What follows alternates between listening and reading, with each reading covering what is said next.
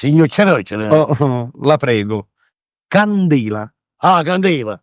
Signor Candela, dice così mia moglie, per quanto tempo dobbiamo venire? Bella, per quanto tempo? Ma per sempre.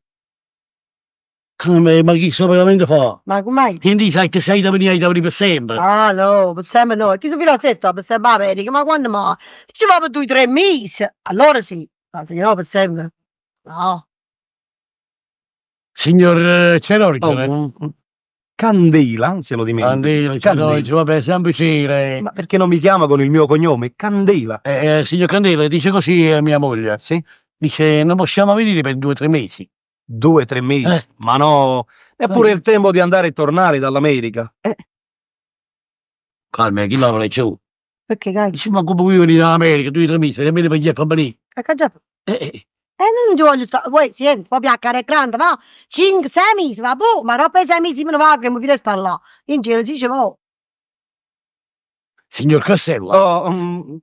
Candela. Candela, sta candela poi capa. Se la faccia entrare una buona volta e per sempre. Signor Candela, dice mia moglie, non possiamo fare per 5 o 6 mesi e poi... Ma caro lei, 5 o 6 mesi sono come 2 o 3 mesi, è la stessa cosa, non cambia niente.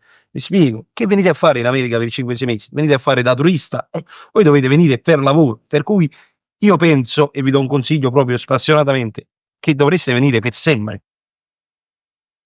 Vabbè, chi lavora giù? 3 mesi o 6 mesi, 6 mesi per sempre. Che già fai, per sempre non ci voglio, perciò basta. Ecco, dai, lo ringrazio.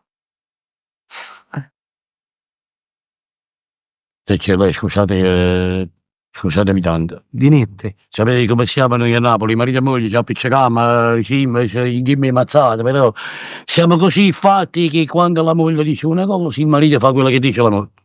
Scusate tanto, Prego. in America per sempre dice mia moglie che non possiamo venire. Voi vi immaginate, a tant'anni, che non veniva una persona per me, dopo che ci trovate una persona per me, non è possibile. Scusate tanto, Niente.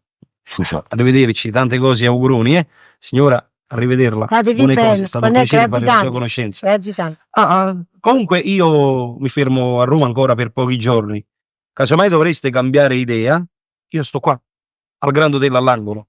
Basta chiedere dell'ingegner Candela e subito mi metto a vostra completa disposizione. Grazie. D'accordo?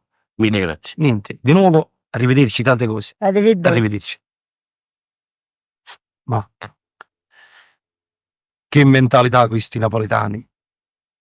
Si contentano di fare la fame al loro paese anziché fare una vita agiata con tutto il benessere che ti offre un altro posto. Che mentalità.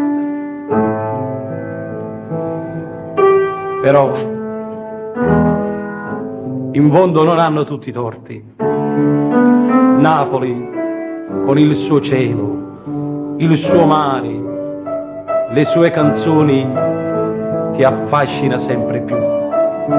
Eppure io ogni volta che ci vengo ne resto sempre più affascinato. E già me lo dice mio padre, caro figlio, non andare troppo spesso in Italia, se no finisce che perdo un figlio. Già.